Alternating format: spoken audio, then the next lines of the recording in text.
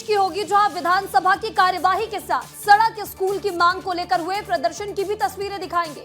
मानवता, सेवा और विश्वास की मिसाल भी बताएंगे। देख लीजिए, आपकी खबर आपके रिपोर्टर ही बता रहे हैं।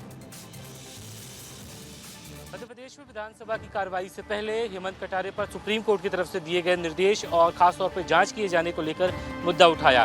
नेता प्रतिपक्ष ने कहा कि सरकार द्वेषपूर्ण कार्रवाई कर रही है। हेमंत कटारे ने भी बीजेपी पर सवाल उठाए। विधानसभा में मुख्यमंत्री ने कहा कि महिला कर्मचारियों को 6,000 और पुरुष कर्मचारियों को 5,000 रुपए इंसेंटिव दिया जाएगा। जहाँ इंडस्ट्री लगती है वहाँ हॉस्टल बन जाए तो महिलाएं रात में भी काम कर सकेंगी। इसके लिए श्रम विभाग अलग से कानून में बदलाव कर रहा है। उन्होंने कहा इंजीनियरिंग कैंपस के आसपास IT पार्क बनाए जाएंगे। इसरो की तर्ज पे मध्य प्रदेश में उज्जैन में एक रिसर्च सेंटर बने, इसके लिए काम शुरू कराया जा रहा है। उज्जैन में साइंस सिटी भी बनाई जा रही है। फिलहाल मानसून की कार्रवाई सबसे दिलचस्प रही कि संस्कृति मंत्री ने जवाब दिया कि ग्वालियर के किले में होटल नहीं खुलेगा। पर्यटन विभाग द्वारा एक MOU किया गया है जिसके माध्यम से ग्वालियर के अलग अलग महलों का संरक्षण और संवर्धन किया जाए। अध्यक्ष ने बाकायदा हस्तक्षेप करते हुए कहा कि छानबीन समिति के साथ साथ प्रदेश स्तरीय जांच भी करा ली जाएगी। हालांकि देखना दिलचस्प होगा कि लखन गंगोरिया की तरफ से लगाए गए आरोप कितने सही साबित होते हैं। कैमरामैन अभिषेक के साथ विवेक पांडे, विस्तार न्यूज़ भोपाल। राजधानी भोपाल में निजी स्कूल संचालकों ने DPI यानी लोक शिक्षण संचालनालय के खिलाफ अनोखा प्रदर्शन किया। स्कूलों की मान्यता समाप्त किए जाने के विरोध में जमकर हंगामा हुआ। प्रदेश भर में 250 से ज्यादा निजी स्कूल संचालकों की मान्यता समाप्त कर दी गई है, जिसमें सिर्फ राजधानी भोपाल के 12 स्कूल हैं। भोपाल में मंगलवार को निजी स्कूल संचालकों ने लोक शिक्षण संचालनालय के बाहर विरोध का अनोखा तरीका अपनाया। स्कूलों की मान्यता समाप्त किए जाने के विरोध में संचालकों ने DPI की प्रतीकात्मक शव यात्रा निकाली और अधिकारियों के फैसले के खिलाफ जमकर नारेबाजी की। प्रदर्शनकारी निजी स्कूल संचालकों का कहना है कि वे शिक्षा के क्षेत्र में वर्षों से सेवा दे रहे हैं और अचानक ऐसा फैसला न सिर्फ छात्रों बल्कि उनके परिवारों पर भी सीधा असर डालेगा। निजी स्कूल संचालक मान्यता के नाम पर अधिकारियों की मंशा पर सवाल उठा रहे हैं। निजी स्कूल संचालकों का गुस्सा साफ तौर पर देखने को मिल रहा है। अब देखना यही होगा कि स्कूल शिक्षा विभाग के अधिकारियों की तरफ से क्या कुछ जवाब आता है। विधानसभा अनूपपुर की ग्राम पंचायत मझगमा के ग्राम चटुआ के हालात बद से बदतर हैं। वहाँ के बच्चे शिक्षा अर्जन करने के लिए कीचड़ भरे रास्ते से जाते हैं। मध्य प्रदेश के अनूपपुर जिले की ग्राम पंचायत मझगांव के अंतर्गत आने वाला ग्राम चटुआ में लगभग 3 किलोमीटर लंबा कच्चा मार्ग बरसात के दौरान पूरी तरह से दलदल में तब्दील हो जाता है। इस रास्ते से होकर बच्चों को मझगांव स्कूल पहुंचना होता है। हाथ में चप्पल और सर पर बस्ता रखकर बच्चे जैसे तैसे स्कूल पहुंचते हैं। कई बार बच्चे कीचड़ में फिसल कर गिर जाते हैं और रोते हुए घर लौट जाते हैं। बरसात के दौरान धनगामा जलाशय का पानी जब उफान पर है तो यह रास्ता पूरी तरह जलमग्न हो जाता है। एक और स्कूल जाने वाले बच्चे परेशान हैं, तो दूसरी ओर रोजी रोटी के लिए निकलने वाले मजदूर और अपने खेतों में जाने वाले किसान भी भारी दिक्कतें झेलते हैं। रास्ता इतना जोखिम भरा हो जाता है कि कई बार गांव पूरी तरह से अलग थलग हो जाता है।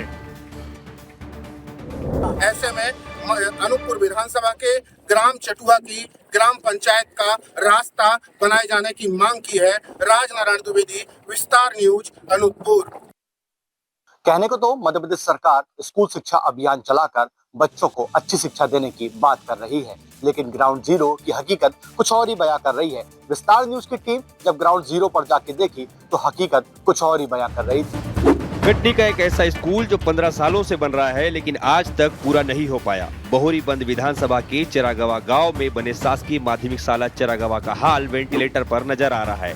कहने को तो शासकीय स्कूल में 232 छात्राएं हैं जो कि कक्षा 1 से कक्षा 8 तक अध्ययन करते हैं, लेकिन इन बच्चों के पढ़ने के लिए 15 सालों से भवन का निर्माण कराया जा रहा है जो कि आज तक अधर पर लटका हुआ है। यह हाल ग्राम पंचायत के कारनामों के कारण हुआ है। जहां बच्चे बैठकर पढ़ने को मजबूर है वहीं बिल्डिंग भी जर्जर है। कभी भी कोई भी बड़ा हादसा हो सकता है। एक बार फिर सिस्टम की लचर व्यवस्था सामने आई है। अगर कोई बड़ा हादसा होता है तो इसका जवाबदार कौन होगा, यह एक बड़ा सवाल खड़ा होता है। यश खरे, विस्तार न्यूज, कटनी।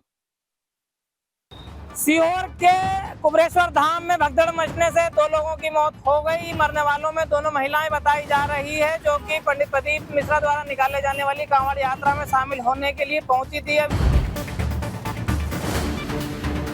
मध्य प्रदेश के सिरोही जिले में कुबेश्वर धाम में भगदड़ से 2 महिला की मौत हो गई है और करीब आधा दर्जन से अधिक लोग घायल हैं। सिरोही जिले के कुबेश्वर धाम में अफरा तफरी का माहौल बन गया है। श्रद्धालुओं की भारी भीड़ के कारण यह हादसा हुआ। प्रशासन और पुलिस मृत महिलाओं की पहचान करने में जुटे हैं। घटना स्थल पर स्थिति को नियंत्रण करने के लिए अतिरिक्त पुलिस बल तैनात किया गया है। प्रशासन ने लोगों से स्थिति सामान्य होने तक संयम बरतने की अपील भी की है। हर बार स्थानीय प्रशासन व्यवस्थाओं में सुधार के दावे तो करता है, लेकिन कर नहीं पाता है। देखना होगा हालात कब तक सामान्य हो पाते हैं। कैमरामैन संतोष वर्मा के साथ अक्षय शर्मा, विस्तार न्यूज़ सीहोर। डिंडोरी जिले के मेहंदवानी ब्लॉक से एक बार फिर बुनियादी सुविधा की मांग को लेकर छात्रों का गुस्सा फूट पड़ा है। बारिश के दिनों में कीचड़ और दलदल से भरे रास्तों से तंग आ चुके छात्रों ने अब आंदोलन का रास्ता चुन लिया है।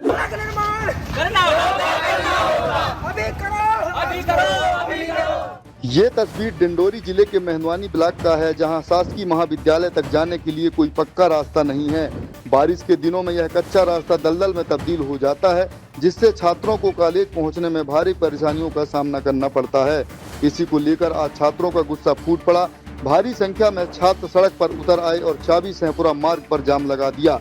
छात्रों ने जमकर नारेबाजी की और प्रशासन से सड़क निर्माण की मांग की। सड़क जाम होने से दोनों ओर वाहनों की लंबी कतारें लग गई। राहगीरों को खासी परेशानियों का सामना करना पड़ा।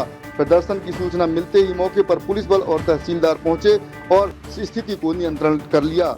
डिंडोरी में मेहंदवानी कॉलेज के छात्रों का यह प्रदर्शन उस हकीकत को उजागर करता है, जहां आज भी शिक्षा के मंदिर तक पहुंचने के लिए सड़क जैसी बुनियादी सुविधा का इंतजार है। अब देखना होगा कि प्रशासन उस मुद्दे पर कितना जल्दी अमल करता है। अनिल साहू, विस्तार न्यूज़, डिंडोरी। नक्सल प्रभावित क्षेत्र की पाथरी चौकी में निःशुल्क स्वास्थ्य एवं मोतियाबिंद ऑपरेशन शिविर लगाया गया, जिसमें लगभग इस क्षेत्र के 250 से अधिक आदिवासियों का इलाज किया गया। साथ ही साथ पुलिस एकल सुविधा केंद्र के माध्यम से 190 ग्रामीणों के जाति प्रमाण पत्र बनाए गए। बालाघाट जिले के नक्सल प्रभावित ग्राम पाथरी में एक विशाल निःशुल्क स्वास्थ्य एवं मोतियाबिंद जांच ऑपरेशन शिविर का आयोजन किया गया था।